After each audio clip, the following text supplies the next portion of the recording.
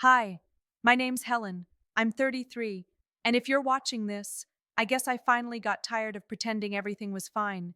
You ever have one of those days where you realize the thing that destroyed your life wasn't a single decision, but 100 tiny ones you didn't know you were making?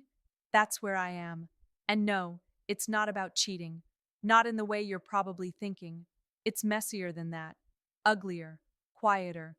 But I promise, once I start, you won't stop listening. Before I go on, take a second, get comfortable. This one's a lot. And if you're still with me, maybe hit that like or subscribe so you don't miss what's coming next. And honestly, I'd love to hear your take. Drop a comment. What would you have done if you were in my place? Okay, ready? Let's keep going. The emergency tent flaps slapped against their poles like anxious hands in the dry heat. Inside, the air buzzed with voices, low, clipped, urgent. Helen stood over a digital map glowing red with data clusters. Viral spread, zone containment, mortality predictions. ZN3 had moved fast, faster than the last two waves. They didn't even bother naming strains anymore. Just letters and numbers, like traffic violations or parking tickets. This one was burning through southern Texas like oil on a skillet. She adjusted her N95, tugged at her lab coat, and blinked at the numbers. They weren't slowing. She hadn't slept properly in 2 days, and her daughter's kicks had started keeping rhythm with the heartbeat monitor clipped to her waistband. Dr. Rivers, a tech called out, brushing aside the tent flap. He's here. Helen didn't need to ask who. There was only one man who could walk back into her life like it was a revolving door and still leave the handle cold. Grayson Vincent. She stepped outside. He was leaning against a black SUV, sunglasses on, a duffel bag slung carelessly over one shoulder. Same easy stance, same eyes that never looked away first. But the lines at the corners were new. So was the badge. CDC Liaison, Emergency Assignment. You look pregnant, he said, voice flat, not mocking, just observing. Good to see you too, she replied, already turning toward the data tent. They didn't talk much that first day. It was awkward, brittle.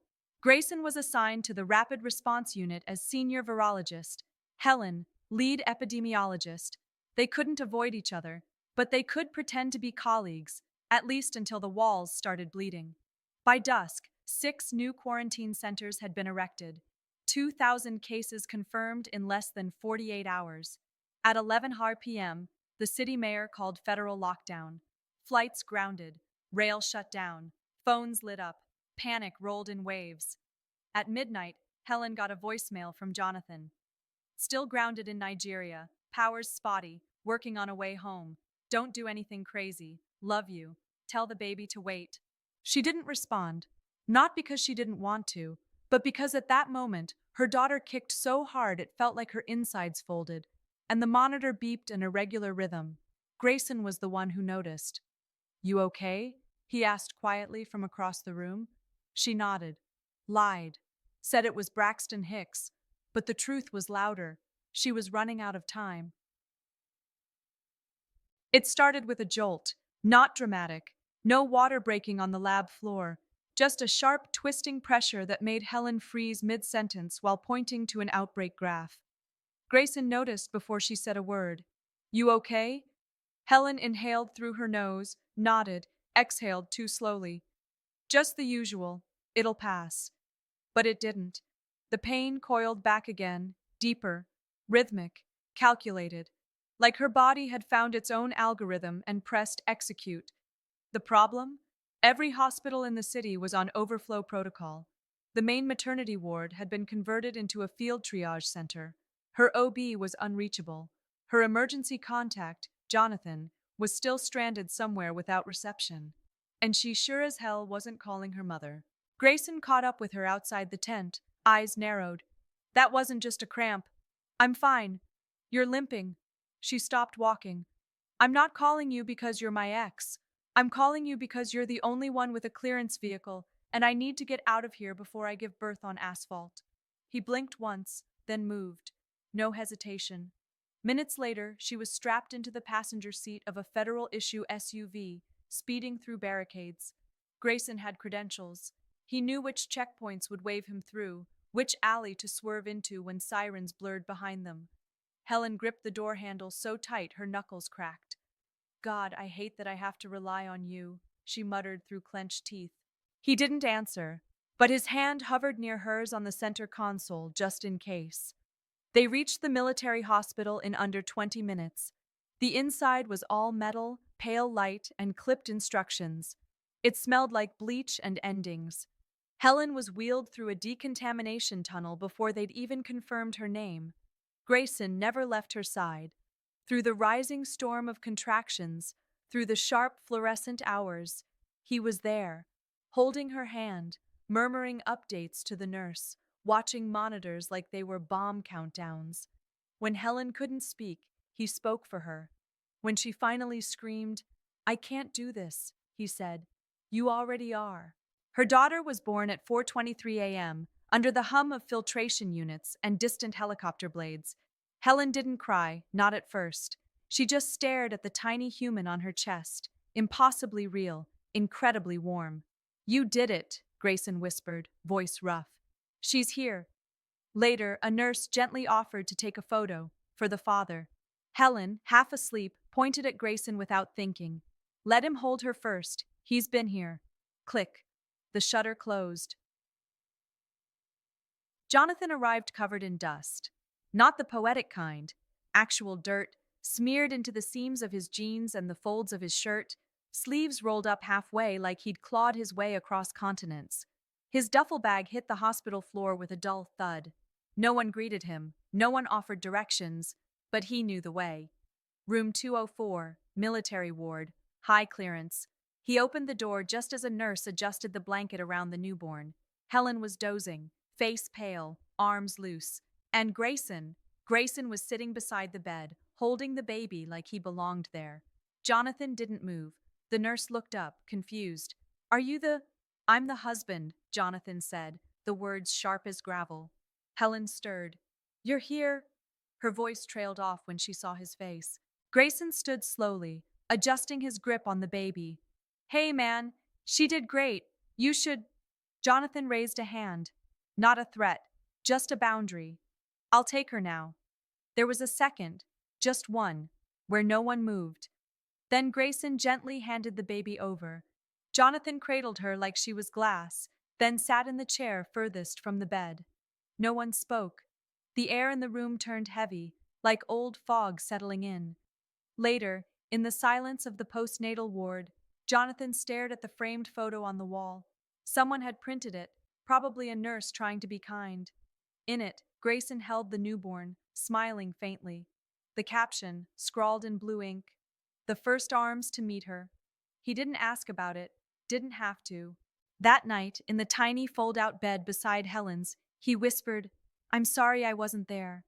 "You tried," she replied, eyes closed. He hesitated. "But you didn't wait."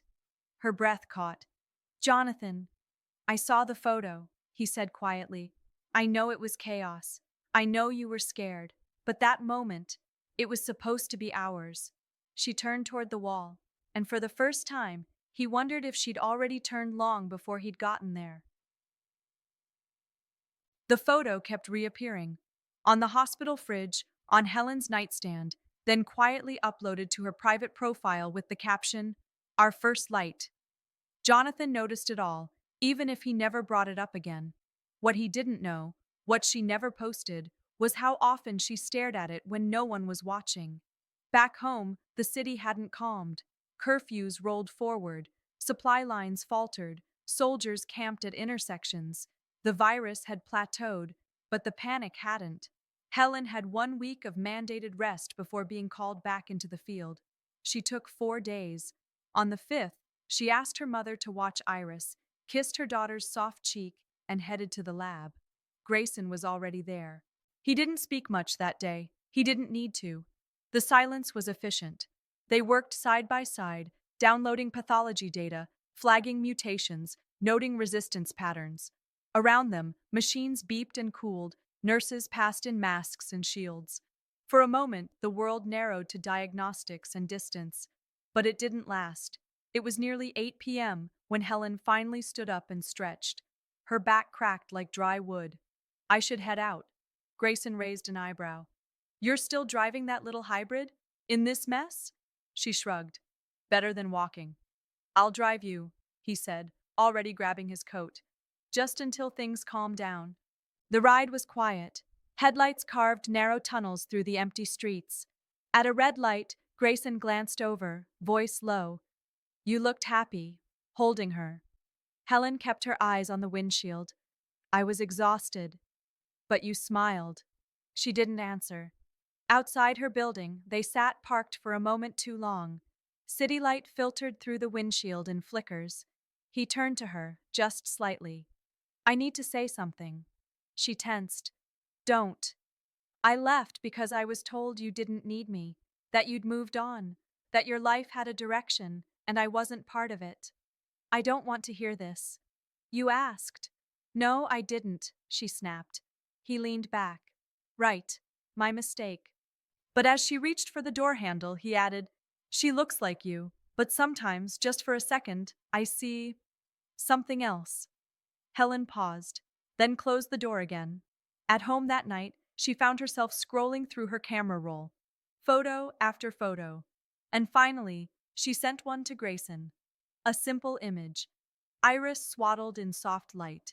Caption, Does she look like you? Jonathan read the message 3 times. The photo was harmless enough. Baby Iris wrapped in a pale blanket, one tiny fist curled like punctuation. But the caption below it hooked something in his chest. Does she look like you? Not me, he noticed. You, as in Grayson. He closed his laptop slowly, as if any sudden movement would break the illusion that this wasn't real, that his wife hadn't just sent their newborn's photo to another man with a question only a father would ask.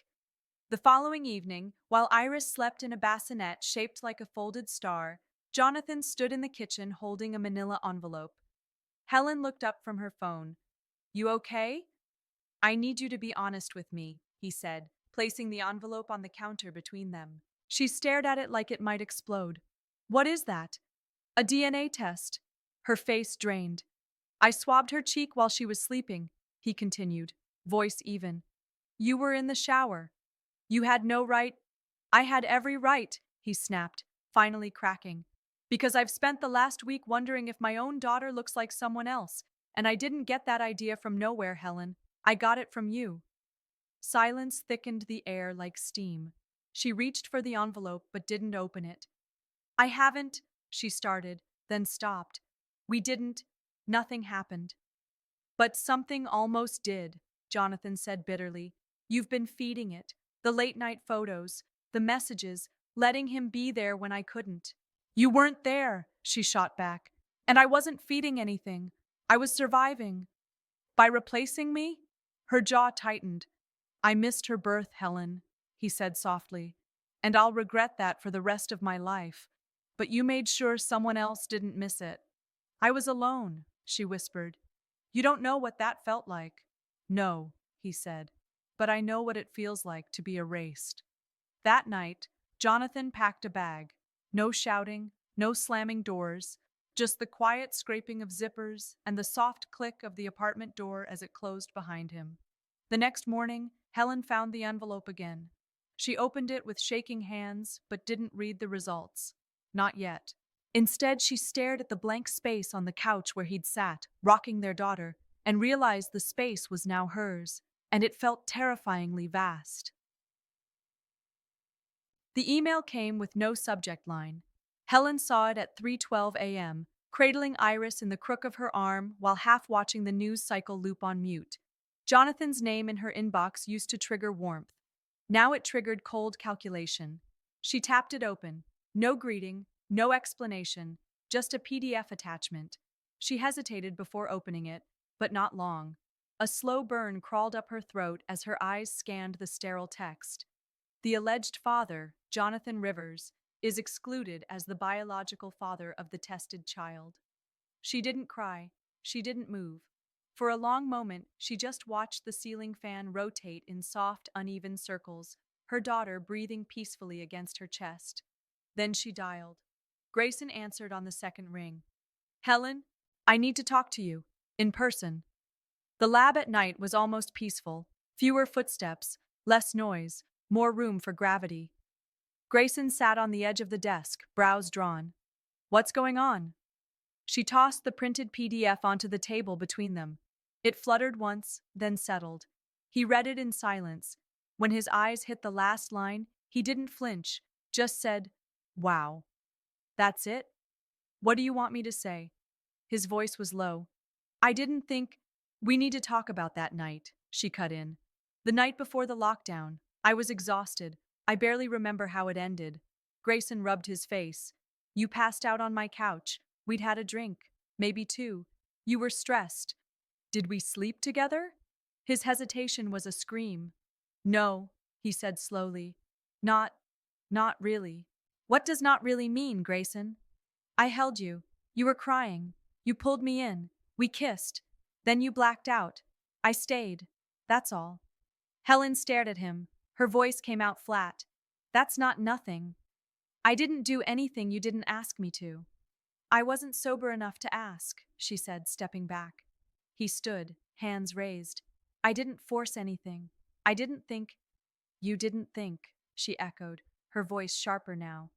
But you let yourself believe just enough. Enough to feel entitled. Grayson's face hardened. It's not like I planned this, Helen. But you didn't stop it either. She grabbed the envelope, turned toward the door. Is she mine? He called after her. She didn't answer, but her silence for the first time said everything. Helen didn't sleep. She fed Iris, held her, stared at her, memorized her face for the 100th time, searching for something she could call a definitive truth. By morning, the choice was made. Grayson waited for her outside the CDC checkpoint, coffee in one hand, backpack slung low. He looked tired, like he hadn't shaved, like he hadn't slept either. She didn't slow down. We need to talk, he said. No, she replied. I need to end this. He blinked. Helen, you lied to yourself. You let me believe nothing happened when deep down you knew there was a chance. You stood there in that hospital room, holding my daughter like it was your right. And the truth is, you wanted it. You were just too much of a coward to admit it until now. That's not fair. No, she said, stepping closer. What's not fair is that I trusted you in my weakest moment. What's not fair is that I handed my daughter to someone who stood in for her father because mine was stuck halfway around the world, and you acted like that made you the hero.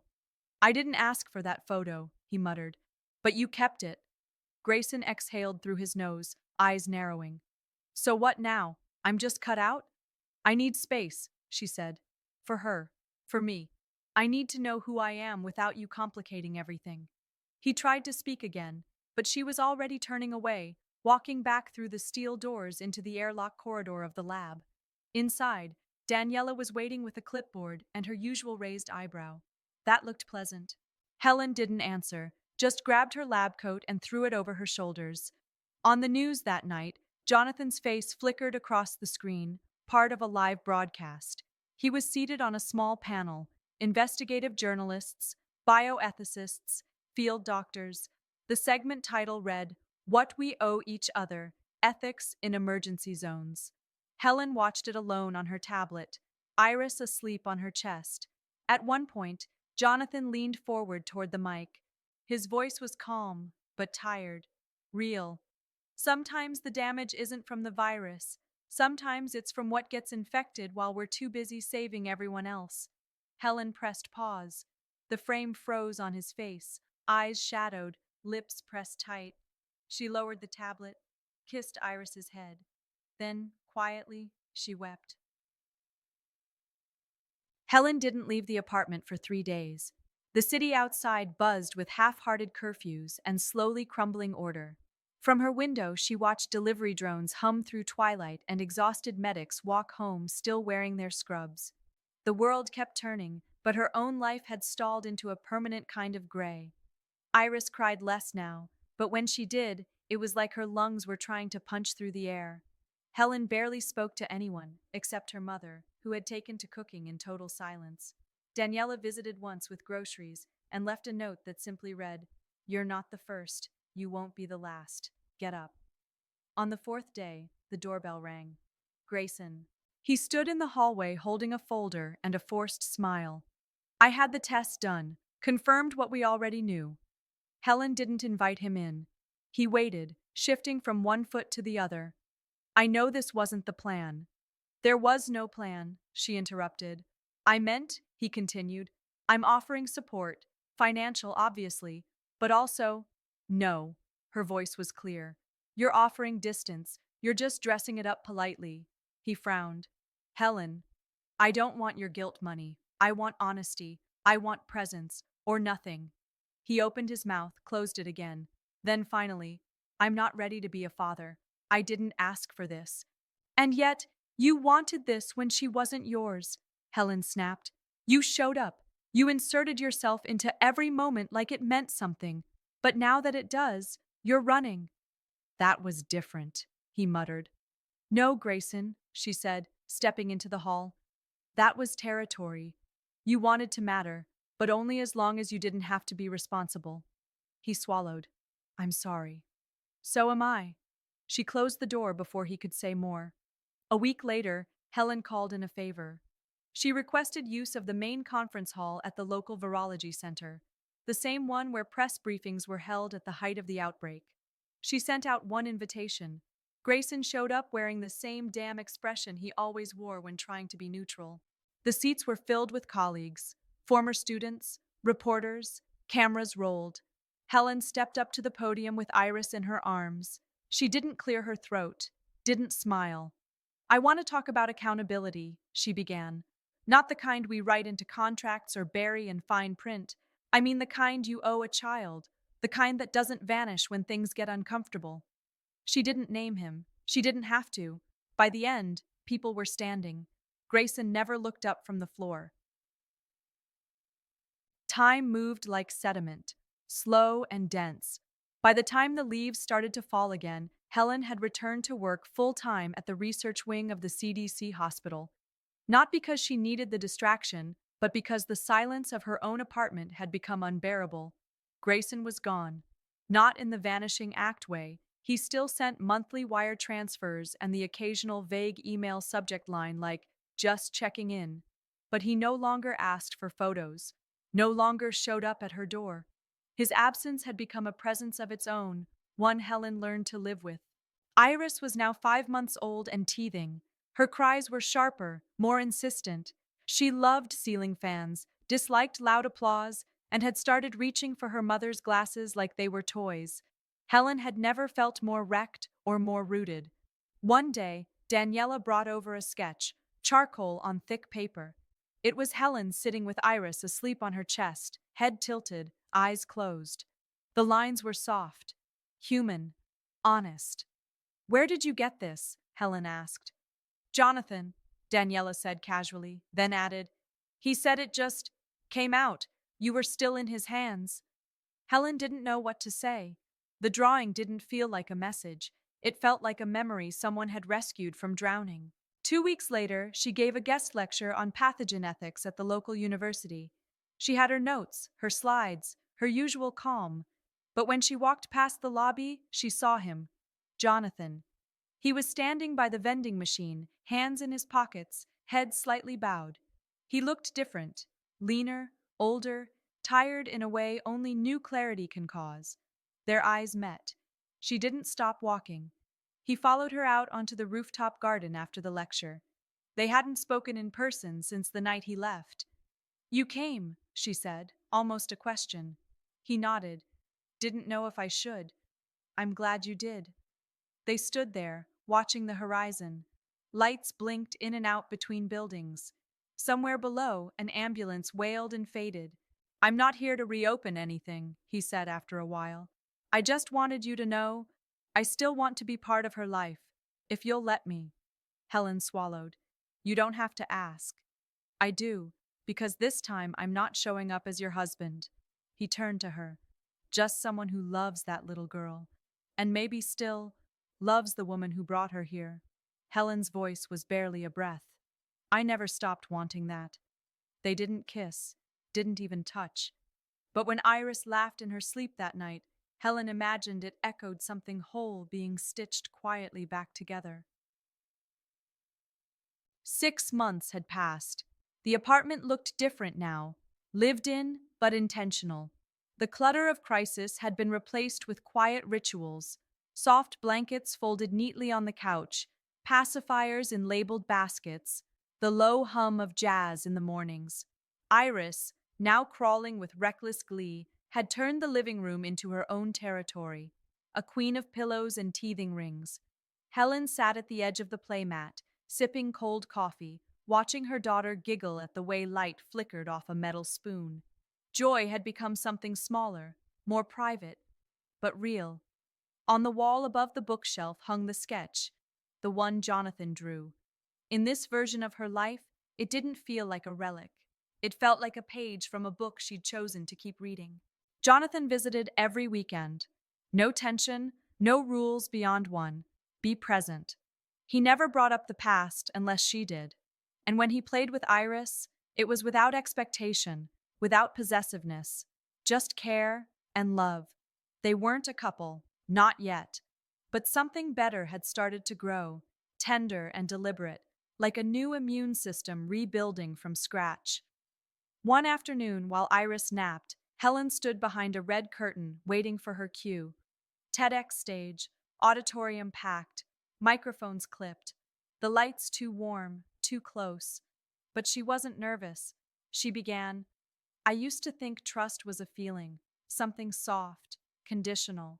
Then I lived through a version of my life where everything I trusted, people, systems, even myself, fractured. And I realized trust isn't soft. It's bone. It's what holds things together when everything else breaks.